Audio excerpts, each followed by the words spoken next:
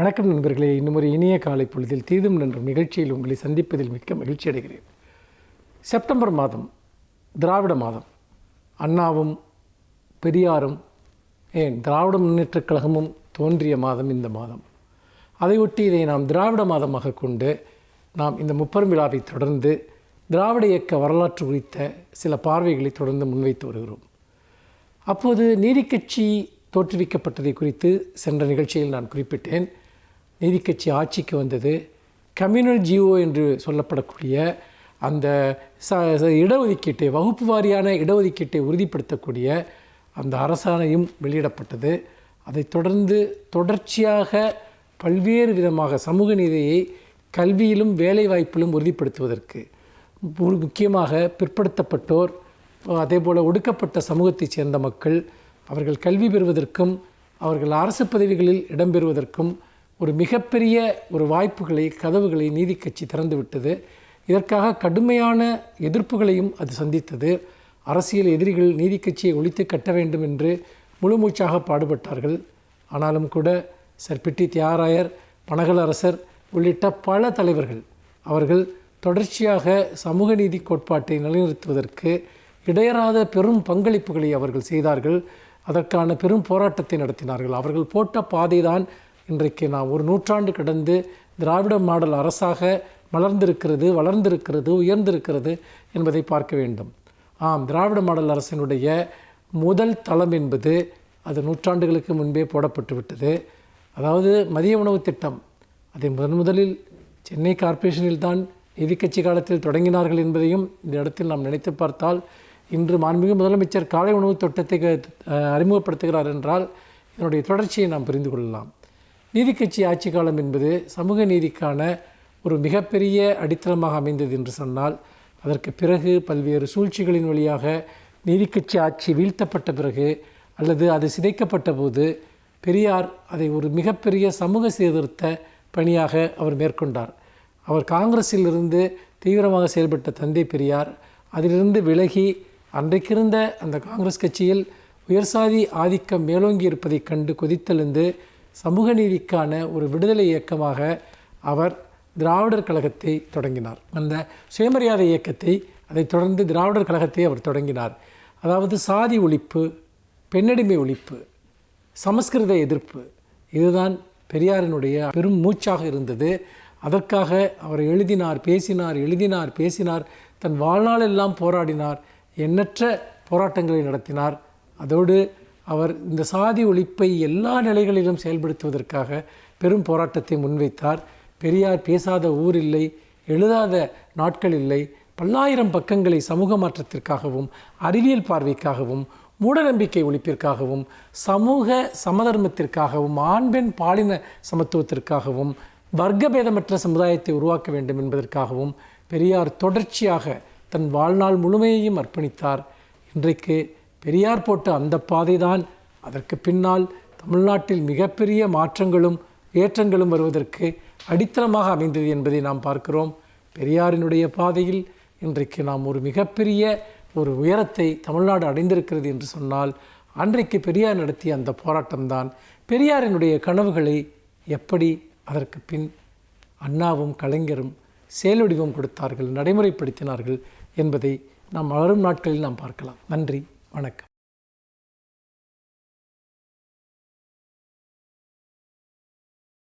அனைவருக்கும் என் அன்பு வணக்கம். பழந்தமிழ் இலக்கியங்களில் ஒன்று நருந்தொகை என்பது. அதிவீரராம பாண்டியர் எழுதிய 7 நீதி நூல்களில் ஒன்று. ஔவையார் உட்பட பலரும் 7 நீதி நூல்களை எழுதியிருக்கிறார்கள். ஒரு நீதி நூலான நருந்தொகையை எழுதியவர் அதிவீரராம பாண்டியர். அவர் கொற்கை என்கிற ஊரில் பாண்டிய அரசராக இருந்தவர் என்றும் ஒரு வழக்கு உண்டு. அவர் அரசராக இருந்தாரா இல்லையா என்பது முதன்மையானதில்லை. அவர் எழுதியிருக்கிற கருத்துகள் மிக ஆழமானவை. குறுந்தொகை என்பது சங்க இலக்கியம், அதே போல இது நருந்தொகை.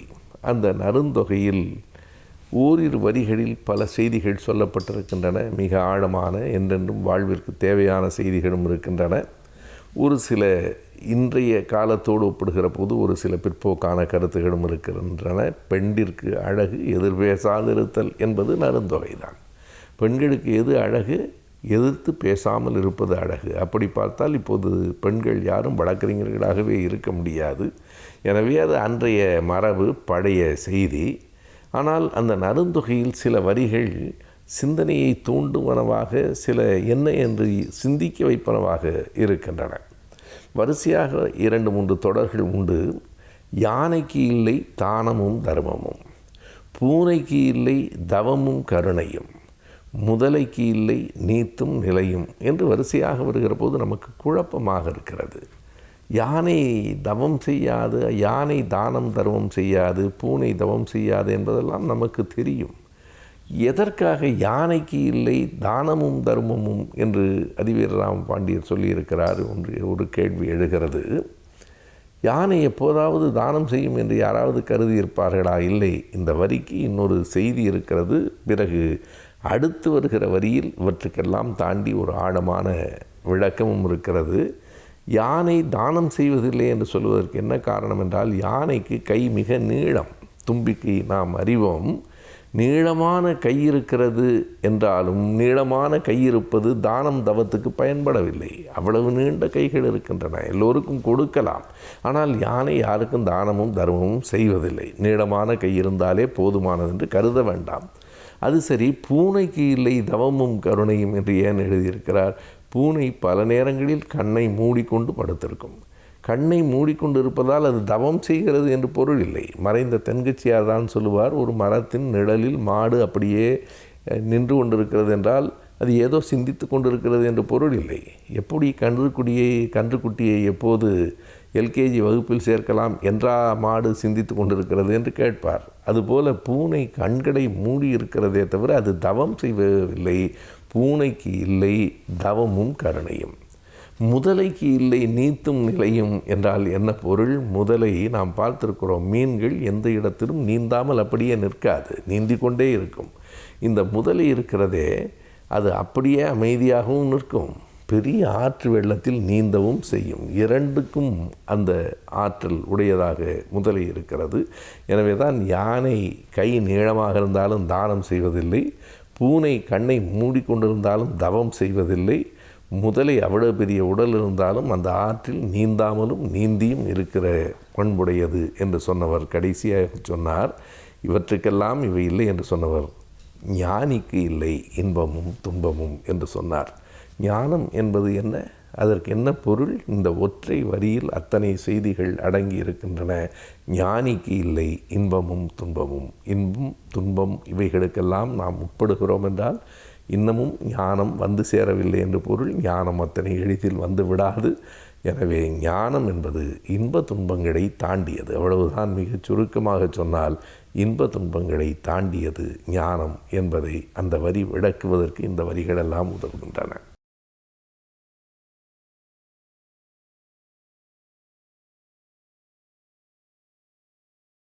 வணக்கம் நேயர்களே, நாம் மன வாழ்க்கையில் ஏற்படக்கூடிய சிக்கல்கள், பிரச்சனைகள், இவைகளெல்லாம் நாம் எவ்வாறு சமாளிப்பது என்பதை பற்றி சில யூகங்களை நாம் பார்த்து வருகின்றோம். அதில் ஒவ்வொன்றாக பார்த்து வந்தோம். நாம் பிடித்தது பிடிக்காதது, விட்டு கொடுப்பது, பிறந்த வீட்டை பற்றி நாம் பெருமையாக பேசாமல் இருப்பது என்று பல யுக்திகளை நான் உங்களிடம் கூறி வந்தேன். அதில் ஒரு முக்கியமான ஒன்றாக இருப்பது தாம்பத்தியம். மன வாழ்க்கையில் தாம்பத்தியம் என்பது பொதுவாக செக்ஸ் என்று சொல்கின்றோம். அதை பற்றிய பாலியல், இதை பற்றிய பிரச்சனைகள், அதை பற்றிய விவரங்களை எல்லாம் நாம் வெளிப்படையாக சொல்வதற்கு நாம் இன்றும் வெளிப்படையாக சொல்லக்கூடிய ஒரு நிலைமை இன்னும் வரவில்லை. அதுபோல் ஒரு சந்தர்ப்பம் தான் நிலவுகின்றது. பால்நிலைகளை பற்றி, பாலியல் பற்றி விரிவாக வெளிப்படையாக சொல்வதற்கு முடியாத ஒரு நிலையில் இருக்கின்றோம். செக்ஸ் என்று சொல்கின்றோம். செக்ஸ் என்றால் என்ன என்று கேட்டோம் என்றால், செக்ஸ் என்பது லத்தீன் லாங்குவேஜில் அந்த காலத்தில் மருத்துவத்துறையில் கிரேக்கர்கள், லத்தீன் இவர்கள் தான் அவர்கள் கை ஓங்கியிருந்தது. அவர்களுடைய மொழிகள் தான் இன்றும் மருத்துவத்துறையில் நாம் பின்பற்றி வருகின்றோம். அதாவது அது லெட்டின் மொழியில் செக்ஸ் என்றால் என்ன என்றால் பிரி என்று அர்த்தம், டிவிஷன் 2 மேஜர் பிரிவுகள், பைஃபர்கேஷன் என்று அர்த்தம், 2 மேஜர் பிரிவுகள் என்று அர்த்தம். அதை செக்ஸஸ் என்று கூறினார்கள். அந்த செக்ஸ் என்பது என்னவென்றால், அதாவது அது வாழ்க்கையில் எவ்வாறு அது பயன்படுகிறது என்றால் வாழ்க்கைக்கு முக்கியமான ஒன்றாக அமைகின்றது. அதாவது நம் வாழ்வை ஆரோக்கியமாக வாழ்வதற்கும் செக்ஸ் உதவுகின்றது. அது மட்டுமல்லாமல் நாம் நீண்ட ஆயுளுடன் வாழ்வதற்கும் அது உதவுகின்றது. வாழ்வு அர்த்தமுள்ளதாக மாறுவதற்கும் அது உதவுகின்றது. வாழ்க்கையில் அர்த்தம் வேண்டுமானவா, அர்த்தமுள்ள வாழ்க்கைக்கு அது உதவுகின்றது. ஆக ஒவ்வொரு கட்டத்திலும் அது செக்ஸ் என்பது நமக்கு அதாவது உதவுவதாக இருக்கின்றது. ஆரோக்கியமான வாழ்வு, அர்த்தமுள்ள வாழ்வு, நீண்ட ஆயுளுள்ள வாழ்வு, இன்று நமக்கு அது பெரும் பங்கினை நமக்கு பகிர்கின்றது. அதாவது விஞ்ஞான முறை எடுத்துக்கொண்டோம் என்றால் எப்படி என்றால், விஞ்ஞான முறையில் உடல் ரீதியாக எடுத்துக்கொண்டோம் என்றால், அதாவது இருதயத்திலிருந்து நேரடியாக பிளட் சப்ளை எங்கு செல்கின்றது, தாம்பத்தியம் நடக்கும் நேரத்தில் அதை சப்ளை ஆகின்றது. அதாவது இதயம் தன்னுடைய சப்ளை ஒவ்வொரு ஆர்கன்களுக்கும் லிவர் இருக்கின்றது, கிட்னி இருக்கின்றது, லங்ஸ் இருக்கின்றது, ஒவ்வொன்றுக்கும் அது பிரான்ச் மூலமாக மெயின் பிரான்ச் என்று சிறு பிரான்ச் என்று அப்படி தான் செல்கின்றது ஒவ்வொரு உறுப்புகள் வேலை செய்வதற்கும்.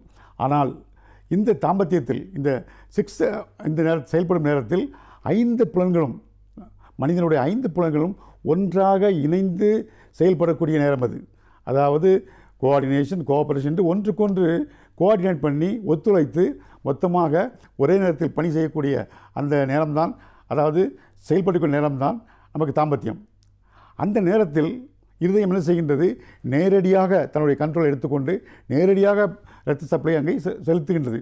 உடல் இந்த அளவுக்கு ஒத்துழைக்கின்றது பாருங்கள். அது மட்டும் இல்லாமல் அதை கண்ட்ரோல் பண்ணக்கூடிய, அதாவது தாம்பத்தியம் செக்ஸ்ன்னு சொல்கின்றோமே, அதை கண்ட்ரோல் பண்ணக்கூடிய இடம் மூளையில் இருக்கின்றது. அதற்கு அருகில்தான் அறிவுத்திறன் உள்ள இடமும் இருக்கின்றது. இந்த 2 கண்ட்ரோல் ரூமும் மூளையில் அருகருகே இருக்கின்றது, அருகாமல் இருக்கின்றது, அடுத்தடுத்து இருக்கின்றது. ஆகவே அதாவது அறிவுத்திறன் அதிகமாக இருந்தாலும் அது ஸ்டிமுலேட் பண்ணுகின்றது, இது அதிகமாக இருந்தாலும் அதை ஸ்டிமுலேட் பண்ணுகின்றது. இவ்வாறாக அடுத்தடுத்து இருக்கின்றது. எவ்வளோ ஒற்றுமையாக இருக்கின்றது. அது மட்டுமல்லாமல் அதாவது நாம் பார்க்கின்றோம், அதாவது உடல் மட்டுமல்ல உள்ளம் கூட, அதாவது தாம்பத்தியம் என்பது தனி மனிதனுடைய வாழ்க்கை, தனி மனித சுதந்திரம் என்றால் கூட இருவரும் இணைந்தால்தான் நாம் அதை செயல்படுத்த முடியும். அதே நேரத்தில் அதாவது அது உடல் சம்பந்தமான ஒன்றுதான், உறவுதான். இருந்தாலும் மனம் அங்கே முக்கியத்துவம் பெறுகின்றது. மனமும் அதில் பங்கேற்கின்றது. எவ்வாறு என்றால் திருப்தி. நமக்கு திருப்தி என்பது எப்படி கிடைக்கின்றது, நாம் உடல் மூலமாகத்தான் அதில் நாம் தாம்பத்தியம் என்பது கிடைக்கின்றது அந்த செயலில். அதே நேரத்தில் நாம் அதாவது திருப்தி என்று ஒன்று உண்டு. திருப்தி அடைந்தால் தானே நமக்கு திருப்தி என்று ஒன்று வரும். அது முடிவு கொண்டு வருவதற்கு திருப்தி தேவைப்படுகின்றது. அந்த திருப்தி எங்கிருந்து வருகிறது, மனத்திலிருந்து வருகிறது, மனம். ஆகவே அதாவது தாம்பத்தியத்தில் உடல் ரீதியாக இருந்தாலும் உள்ளமும் முக்கியமாக ஒரு பங்கை ஏற்றுக்கொள்கிறது. ஆகவே இது வாழ்க்கைக்கு முக்கியமான ஒன்று. இருந்தாலும் நாம் அதாவது செக்ஸ் என்ற வார்த்தைகளை சொல்வதற்கு நம்முடைய சமுதாயத்தில் சில ஸ்டிக்மாக்கள் இருக்கின்றது, அடைமொழிகள். அது மட்டுமல்லாமல் மற்ற பெயரெல்லாம் இருக்கின்றது. வெளிப்படையாக சொல்வதற்கே முடியாத ஒரு சந்தர்ப்பம் நிலவுகின்றது. அதனால்தான் இன்று அதாவது என்ன சொல்கின்றார்கள் என்றால், வாழ்வியல் மருத்துவம், வாழ்வியல் கல்வி என்று சொல்கின்றார்கள். அதாவது வாழ்வியல், அது மருத்துவவியல் கல்வி அப்படி என்று சொல்கின்றார்கள்.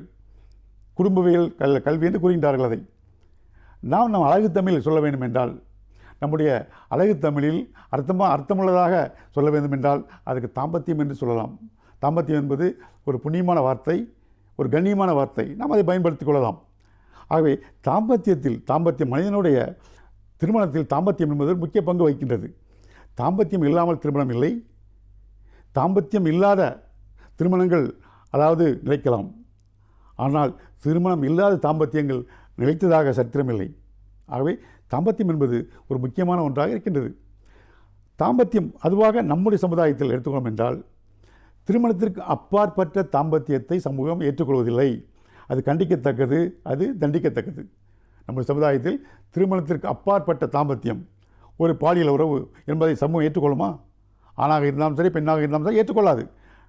அதே நேரத்தில் திருமணத்தின் மூலமாக நாம் அடையும் தாம்பத்தியம் இருக்கின்றதே, அதற்கு நம்முடைய சமூகம் என்ன கூறுகின்றது?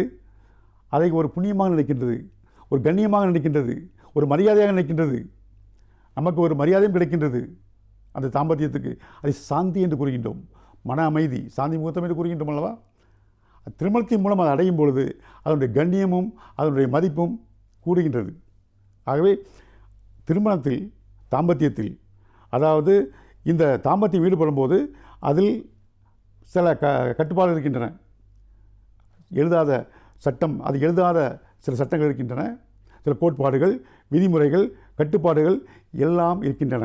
நம்ம சமுதாயம் அதை அமைத்து தந்திருக்கின்றது. ஒரு செயல் இருக்கின்றது வைத்துக்கொள்வோம், ஒரு செயல் இருக்கின்றது, அந்த செயலில் ஒரு லிமிட்டேஷன் இருக்கும், அந்த லிமிட்டுக்குள்ளே நாம் இருக்க வேண்டும். சமுதாயம் ஒன்றை வைத்திருக்கின்றது, ஒரு செயலை. அந்த செயலை நாம் தாண்டும் பொழுது, அந்த செயலை மீறி, அந்த வேலையை மீறி, அந்த ஒரு லிமிட்டேஷனை மீறி நாம் செயல்படும் போது எப்படி இருக்கின்றது? அது சமுதாயத்திற்கு பயன்படும் பொழுது அது சாதனையாக ஏற்றுக்கொள்ளப்படுகிறது. சமுதாயத்திற்கு பயன்படாத இருக்கும் பொழுது, சமுதாயத்திற்கு தீங்கு விளைக்கும் போது அது தண்டனைக்குரியதாக ஆகிறது. ஆகவே சமுதாயம் நாம் அதை தவறு என்றும் சரி என்றும் அதை தீர்மானிக்கின்றது. அதாவது தாம்பத்தியத்தை பொறுத்தவரையில் என்னென்றால், அதாவது இதுதான் சரி, இதுதான் தவறு என்றில்லை, இதுதான் அளவு, இவ்வளவுதான் அளவு இருக்க வேண்டும் என்றெல்லாம் இல்லை. அதாவது நமக்கு முடிந்தது, முடியாதது, பிடித்தது, பிடிக்காதது, அதாவது வேண்டியது, வேண்டாதது எல்லாம் அங்கே இருக்கின்றன. அதே நேரத்தில் தாம்பத்தியத்தில் அதாவது வக்கிரங்கள் இருக்கின்றது, கொடுமைகள் இருக்கின்றது, துன்பங்கள் இருக்கின்றது, விவகாரங்கள் இருக்கின்றன, கொடுமைகள் இருக்கின்றன, இதெல்லாம் இருக்கின்றன. இதையெல்லாம் கட்டுப்படுத்ததான் சமுதாயம் அதாவது சட்டங்களை, எழுதாத சட்டங்களை இயக்கி வைத்திருக்கின்றது, கட்டுப்பாடுகளை. அந்த கட்டுப்பாட்டுக்குள் இருக்கும் பொழுதுதான் அந்த தாம்பத்தியம் சிறப்பை பெறுகின்றது. ஆகவே இன்றைய இளைஞர்கள் அதாவது தாம்பத்தியத்தை பொறுத்தவரை எப்படி இருக்கின்றார்கள் என்பதை நாம் அடுத்த முறை சந்திப்போம். நன்றி, வணக்கம்.